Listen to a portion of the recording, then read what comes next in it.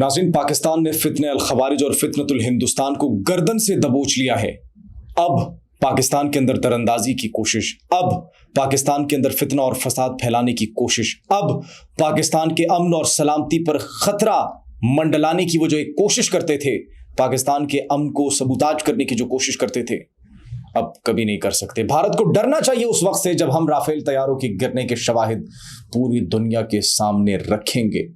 नाज़रीन, ये बातें मैं इसलिए कर रहा हूं क्योंकि आलमी मंजरनामे पर पाकिस्तान ने एक बहुत बड़ा छक्का मारा है, जिससे पाकिस्तान मुखालिफ जितनी भी प्रॉक्सीज थी, पाकिस्तान के खिलाफ जितने भी ग्रुप सरगर्म थे सरजमीन पाकिस्तान के अंदर और दीगर ममालिक के अंदर, अब उनकी खैर नहीं। भारत को डरना चाहिए उस वक्त से जब हमने प्रूफ्स फराहम किए। ये बात हम इसलिए करें क्योंकि पाकिस्तान की मिलिट्री के एक अहम कमांडर ने कुछ इंकिशाफात किए हैं, बैनुल अक़वामी मीडिया को इंटरव्यू दिया है जिसने तहलका मचा दिया है। उस इंटरव्यू में क्या बातें की गई हैं, पाकिस्तान ने आलमी मंजरनामे पर कौन सा छक्का मारा है, ये सब बताएंगे आपको अपने आज के इस व्लॉग में। आप सब पर सलामती हो, मुझे जवाद यूसुफ कहते हैं। नाज़रीन, सबसे पहले बात करते हैं पाकिस्तान के chairman joint chiefs of staff committee general Sahir Shamshad. उन्होंने बीबीसी को इंटरव्यू दिया और उसके अंदर कुछ दावे किए गए हैं। उन्होंने कहा कि हमने भारत के 6 लड़ाका तैयारे मार गिराए हैं और उससे मुताल्लिक शवाहिद फरीकैन को दे दिए गए हैं। भारत के जो राफेल तैयारे गिरे थे उनका सबसे पहले जो 3 राफेल तैयारे थे, उसके बाद एक SU-30 था, एक मिराज 2000 और एक MiG-29 और एक ड्रोन जो है जदीद साख्ता जो कि फाइटर जेट के तौर पर इस्तेमाल किया जा रहा था, उनको पाकिस्तान ने तबाह किया। बाकी दीगर जितने भी ड्रोन थे उनकी तो एक बहुत बड़ी तादाद थी जिनको पाकिस्तान ने इंटरसेप्ट किया, न्यूट्रलाइज किया। लेकिन नाज़रीन, ये बीबीसी को एक इंटरव्यू दिया गया जनरल साहिर शमशाद की जानिब से जिसने तहलका मचा दिया और उसके अंदर ये कहा गया है कि जदीद दौर में हर हथियार और फौजी साजो सामान की डिजिटल शनाख्त होती है और उन्हीं शवाहिद की बुनियाद पर हमने मुतल्लिका स्टेक होल्डर्स को मालूमात फराहम किए। उन्होंने ये नहीं बताया कि वो स्टेक होल्डर्स कौन है, लेकिन it means Pakistan have proofs, it means Pakistan have something and India can not deny this. Bharat आखिर कब तक रेजिस्ट करेगा, कब तक तरदीद करेगा कि हमारा नुकसान नहीं हुआ, कब तक वावेला मचाएगा कि हमें पाकिस्तान ने कोई नुकसान नहीं पहुंचाया, क्योंकि अब पाकिस्तान के पास शवाहिद आ चुके हैं, अब पाकिस्तान के पास सबूत आ चुके हैं।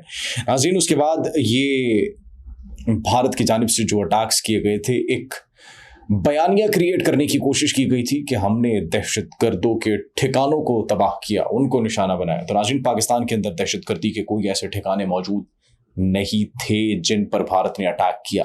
भारत ने अटैक किया सिविलियन आबादी पर, सिविलियन इंफ्रास्ट्रक्चर पर और मसाजिद पर, जिनमें मासूम बच्चे और खातीन शहीद हुए। इस बात को डिनाई किया गया। उन्होंने कहा कि हमने खुद दहशतगर्दों के खिलाफ ऑपरेशन किया और उनके 900 से जायद ठिकानों को जो है वो हमने तबाह किया। भारत ने जो अटैक्स किए थे वो दहशतगर्दों के ठिकाने पर नहीं बल्कि सिविलियन आबादी पर अटैक्स किए थे। और फिर जनरल साहिर शमशाद की जानिब से नाज़रीन ये भी कहा जाता है कि पाकिस्तान के अंदर इस वक्त दहशतगर्दी का कोई कैंप मौजूद नहीं है, सरगर्म जो है उनके खिलाफ कार्रवाई की जारी है, फितनतुल हिंदुस्तान के खिलाफ और फित्ने अल खवारिज के खिलाफ। इसके साथ साथ नाज़रीन, ये एक आप इसे कह लें कि उन्होंने पूरी दुनिया को, भारत को एक बयान दिया, एक स्टेटमेंट दी, खबरदार किया कि पाकिस्तान और भारत के दरमियान जो कशीदगी है वो एटमी जंग तक भी तब्दील हो सकती है। भारत और पाकिस्तान के दरमियान तनाव इस हद तक बढ़ चुका है कि मुस्तकबिल में ये किसी भी वक्त एटमी जंग में तब्दील हो सकता है। That are the exact words of General Sahir Shamshad.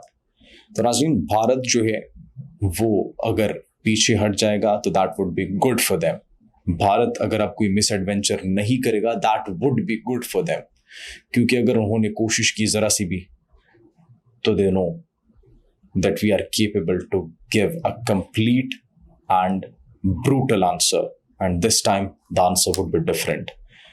तो लिहाजा नाज़रीन, अब भारत अगर कभी ये कहे कि हमारे तैयारे नहीं गिरे थे तो ऐन मुमकिन है कि पाकिस्तान की मिलिट्री की जानिब से उनको सबूत और शवाहिद भी फराहम कर दिए जाएं। वैसे बैनुल अक़वामी मीडिया पर तो इस बात को तस्लीम कर लिया गया है और बैनुल अक़वामी मीडिया ने जो है वो फुटेजेस भी दिखाई, लेकिन डिजिटल, जिस तरह कहा गया जनरल साहिर शमशाद की जानिब से, डिजिटल असासों का दौर है और सब कुछ डिजिटली चल रहा होता है, तो हमारे पास सबूत हैं, शवाहिद हैं, हम भारत अगर चाहे तो उनको दिखा सकते हैं। दैट्स गुड एक्चुअली, ہم دکھائیں گے ان کو، جب ضرورت پڑے گی ہم ان کو دکھائیں گے. ہم یہ بھی دکھائیں گے کہ کس طریقے سے انہوں نے سویلین آبادی کو نشانہ بنایا، اور اگر مستقبل میں انہوں نے ایسا کچھ کرنے کی کوشش کی تو پھر وہ گمان بھی نہیں کر رہے ہوں گے ہم کہاں سے گھس کے ماریں گے انہیں. ناظرین، پاکستان نے عالمی منظرنامے پر ایک بہت بڑا چھکا مارا ہے، اور وہ جو چھکا مارا ہے جسے ہم نے آپ کو بتایا تھا کہ فتنہ الخوارج، فتنۃ الہندوستان، جتنی بھی پراکسیز ہیں جو پاکستان میں آپریٹ ہو رہی ہیں، ان کی گردن کو دبوچ لیا گیا ہے. And that good news is, خوشخبری ہے پاکستان کے لیے کہ اقوام متحدہ کی سلامتی کونسل کی انسداد دہشت گردی کمیٹی کا نائب صدر منتخب کر لیا گیا ہے پاکستان کو. ناظرین، طالبان پر جو پابندیوں کی نگرانی کرنے والی کمیٹی ہے، اس کا بھی سربراہی جو ہے اس کی سربراہی پاکستان کو دے دی گئی ہے.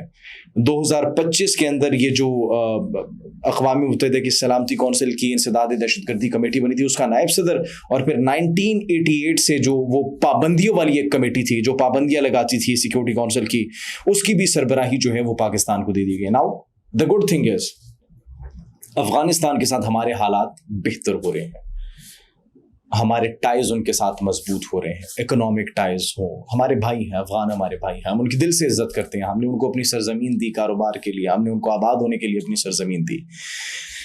ناظرین، اب وہ پراکسیز جو کہ افغانستان سے آپریٹ ہو رہی ہیں، آپریٹ کرنے کی کوشش کی جا رہی ہیں، جو پاکستان کے اندر موجود ہیں، اب اس کی سربراہی پاکستان کو دے دی گئی ہے.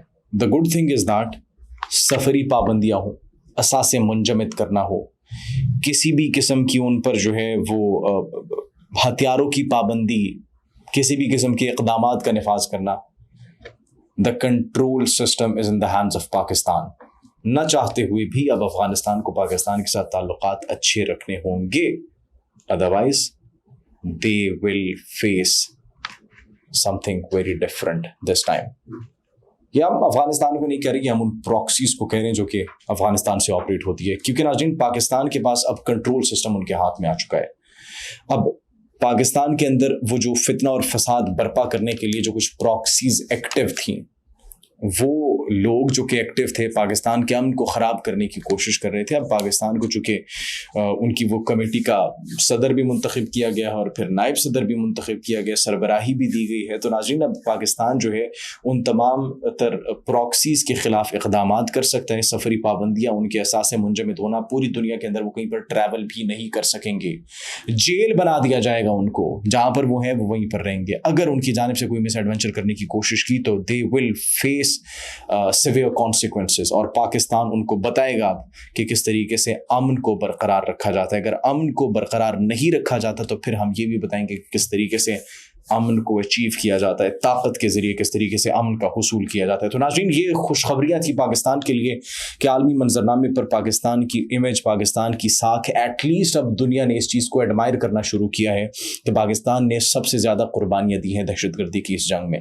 پاکستان نے لاکھوں کی تعداد میں جو ہے شہداء دیے ہیں اس سرزمین کے خاطر اور دہشت گردی کے ناسور کو ختم کرنے کے لیے. تو at least they are admiring Pakistan. اب پاکستان کو ریکگنائز کرنا شروع کر دیا گیا. That is actually a good sign for the development of Pakistan. اور اب پاکستان کے خلاف جو ہے وہ پراکسیز ایکٹیو نہیں ہوں گی. اگر ہوتی ہیں تو Pakistan have the control system کہ ان کو کس طریقے سے روکنا ہے، ان کو کس طریقے سے قابو میں کرنا ہے. آپ اس بارے میں کیا سوچتے ہیں؟